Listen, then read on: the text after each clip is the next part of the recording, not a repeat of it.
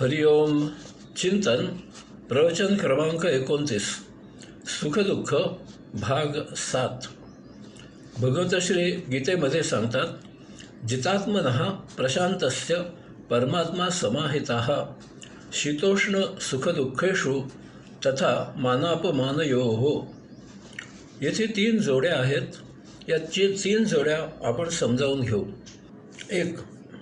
शीत किंवा उष्ण या पूर्णपणे दैहिक भावना आहे. आपल्या देहाला थंडी सहन होत नाही. आपण गरम कपडे घालतो, पांघरूण घेतो वगैरे. तसेच आपल्या देहाला गरम हवा सहन होत नाही, घाम येतो, आपण पंखा लावतो, AC लावतो वगैरे. म्हणजे बरोबर परस्पर विरुद्ध असा शीत यावर उष्ण हा उपाय आहे आणि उष्ण यावर शीत हा उपाय आहे. एखाद्याला थंड लागत असताना दुसऱ्याला थंड लागेलच असे नाही, आणि एकाला गरम होत असताना दुसऱ्याला गरम होईलच असे नाही. कारण या देहाच्या भावना आहेत. या दोन्हीही भावना देहाच्या क्षमतेवर आणि निसर्गावर अवलंबून आहेत. या भावना इतर कोणी कोणाला देऊ शकत नाही. यावर आपल्यालाच उपाय करावा लागतो. आपल्या हाती इतकेच असते की यांचा स्वीकार करून यावर थंडीत पांघरूण किंवा उन्हाळ्यात पंखा इत्यादी उपाय करून यापासून सुटका करून घेणे. अर्थातच शीत किंवा उष्ण देहाला सहन झाले नाही की आपल्याला दुःख होते आणि यावर उपाय केल्यावर दुःख निवारण झाल्याचे सुख मिळते. थंड किंवा उष्ण देहाला हवे असल्यास त्यापासून सुख मिळते. हे सुख किंवा दुःख नैसर्गिक असल्यामुळे त्याचा फक्त देहापुरताच संबंध सीमित राहतो. याचा मनाशी काही संबंध नसतो. कारण या सुख किंवा दुःखासाठी आपण व्यक्त, दृश्य, उपलब्ध असलेल्या अशा कोणाला जबाबदार धरू शकत नाही. अर्थात वाऱ्याशी भांडण करू शकणारी व्यक्ती दैवाला स्वतःला दोष देऊन व्यर्थ बडबड करू शकते. अशावेळी त्याला त्रास, वैताग सहन करावा लागतो. 2. सुख आणि दुःख या शारीरिक आणि मानसिक अशा दोन्हीही भावना आहेत. येथे अनैसर्गिक कारणाने सुख किंवा दुःख होते. यामुळे अशावेळी या सुखासाठी किंवा दुःखासाठी कोणा व्यक्त, उपलब्ध असलेल्याला दोष देता येतो. इतर कोणामुळे सुख किंवा दुःख झाल्यामुळे याचा शरीराबरोबरच मानसिक त्रासही होतो. अशा व्यक्तीचा सूड घेण्या इतपत मनाला वैताग होतो. सुख देहाला, मनाला झाले असल्यास त्यामधून सहसा कोणीही बाहेर येऊ इच्छित नाही. त्यातच रममाण राहण्याची मानसिकता असते. तसेच असे सुख कायमस्वरूपी आपल्याला मिळत राहो यासाठी प्रयत्न केला जातो. या अशा सुखाच्या आड कोणी येत असेल, यात व्यत्यय आणत असेल तर अशाशी सूडभाव देणे पाहिले जाते. शक्य होईल तेव्हा अशाचे पारिपत्य केले जाते. काही जण अशा सौख्याच्या आहारी इतके जातात की त्यासाठी ते वाममार्गाचा अवलंब करतात.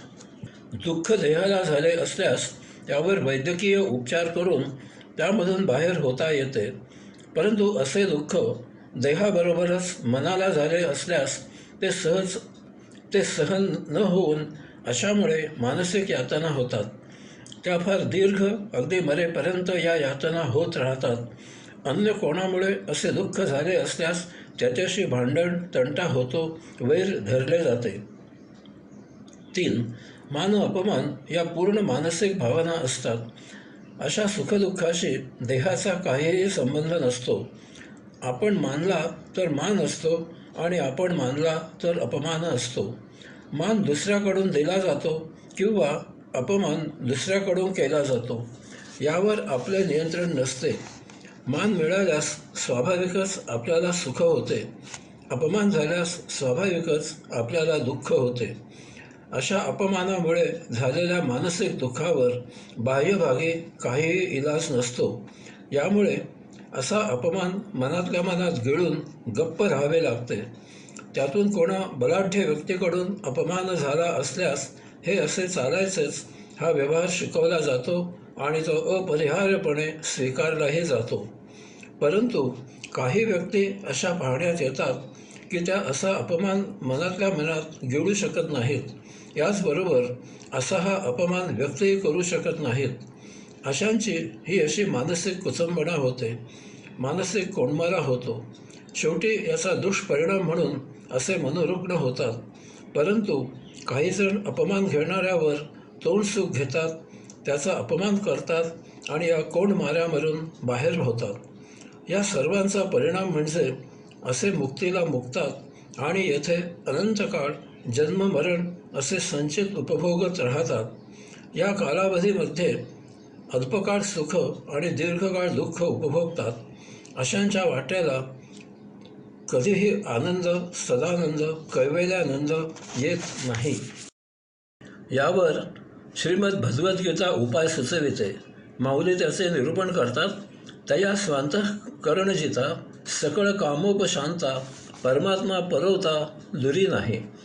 ज्याने आपल्या अंतःकरणात प्रवेश केला आणि तेथे औषात्म्याशी योग जोडून आणल्यामुळे अशा ज्या सर्व इच्छा आकांक्षा शांत झाल्या आहेत, तो परब्रह्मापर्यंत पोहोचला. यासाठी जसे जेव्हा जितके जमेल तेव्हा तसे तितके स्वतःशी प्रशांत होऊन स्वस्थ राहावे आणि औषात्म्यावर ध्यान लावावे. असे नित्य नियमित करावे. एक दिवस स्वतःच्या अंतःकरणावर ध्यान साध्य होते. त्या योगे स्वस्वरूपी चाहूल लागते. आपण तर आत्मपरब्रह्माचे अंश आहोत, मग आपण योगधाम सोडून येथे कशासाठी आलो आहोत, हा विचार मनात येतो. काहीतरी निमित्त होते आणि यथाकाळी सद्गुरूची भेट होते आणि स्वस्वरूपाची सत्य ओळख होते. आपण तर येथे सृष्टीलीला आत्मपरब्रह्मासाठी साक्षीत्वाने अवलोकन करायला आलेले यात्रेकरू आहोत, याची जाण येते. येथे देहभाव सुटतो. आपण देहातीत, मनातीत, सर्वस्वाच्या अतीत होतो. आता भौतिकाचा सत्य परिचय होतो. आपल्याला द्वैतामधून अद्वैत आणि अद्वैतामधून तुरीय आणि तुरीयमधून उन्मनी अशा अवस्था प्राप्त होतात. आता आपण भौतिकाच्या आकर्षणामधून सर्वस्वी बाहेर येत होतो. यामुळे आता शीत उष्ण, सुखदुःख, मान अपमान इत्यादी भौतिक जाणीवांची उपेक्षा केली जाते. आपले आचरण पूर्ण आध्यात्मिक होते. यथाकाळी आत्मयात्रा मार्गस्थ होते. म्हणून येथे माऊली सांगतात की ज्याने अंतःकरण जिंकले त्याची आत्मभेट जवळ आली. भगवंत श्री गीतेमध्ये सांगतात, युक्ताहार विहारस्य युक्तचेष्टस्य कर्मसु युक्तस्वप्नाबोधस्य योगो भवति दुःखः. येथे सम्यक जीवन जगायचा भगवंत श्री उपदेश करत आहेत. अति सर्वत्र वर्जयेत असे वचनच आहे. कोणतीही गोष्ट अति केली की आपला दारुण दुःखमय नाश होणे अटळ आहे. अति तेथे माती हाती येते. जे मर्यादित का होईना परंतु सुखाने मिळत असते तेही बंद होते. माऊली निरूपण करतात, आहार तरी सेविजे परी युक्तीचेनी मापे मविजे क्रियाजात आचरिजे तयाची स्थिती. प्रत्येकाचा देह एक ठराविक कालावधी जगतो. हे ज्याच्या त्याच्या प्रारब्धावर, संचितावर अवलंबून आहे. यामुळे अगदी स्वाभाविकच आहे की त्या देहामधील इंद्रियांना सुद्धा एक ठराविक कालावधी आयुष्य आहे. याचा अर्थ उघड आहे की देहादी इंद्रियांना मर्यादित ताकद आहे. यामुळे ती त्यांचे काम एका ठराविक मर्यादेपर्यंतच करू शकतात. या पलीकडे जर त्यांना कामाला लावले तर ती असहकार पुकारतात, आजारी होतात, अकार्यक्षम होतात. यामुळे याचा विचार करून आपल्याला देहादी इंद्रियांकडून काम करून घ्यावे लागते. तसे न केल्यास ती लवकर थकतात आणि कालवश होतात. हे अयोगिक आहे. कारण सद्य देह फक्त गत जन्मांचे संचित पूर्णपणे संपवण्यासाठी धारण केलेला आहे. परंतु केवळ आपल्या हव्यासामुळे, मनमानीमुळे, अतिरेकामुळे आपण त्याचा उपयोग योग्य प्रकारे करत नाही. आपण गतसंचित संपवण्याऐवजी या जन्मी जे करू नये ते करतो. यामुळे देह अपेक्षित वेळेआधी थकतो आणि लवकर कालवश होतो. यामुळे गतसंचितात नसलेले नको ते उपभोग घेतले जातात. गतसंचित तसेच राहते. याचे नवीन संचित तयार होते. कारण हा देह त्यासाठी तयार केलेला नसतो. अर्थातच असे संचित संपवण्यासाठी आपल्याला पुनर्जन्म घ्यावाच लागतो.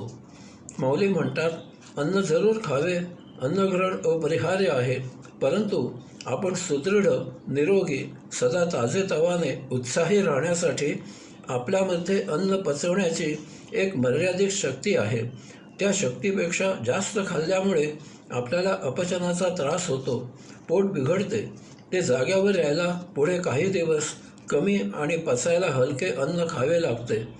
म्हणजे पोट बरे होईपर्यंत आपण नित्य अन्नही खाऊ शकत नाही. याचा आपल्या प्रकृतीवर वाईट परिणाम होतो. तितके दिवस नित्य आहार न घेतल्यामुळे आपल्याला अशक्तपणा येतो. अति खायला फार अल्प वेळ लागतो, परंतु अपचनामुळे आलेला अशक्तपणा भरून यायला बरेच दिवस लागतात. यामुळे आयुष्य कमी होते.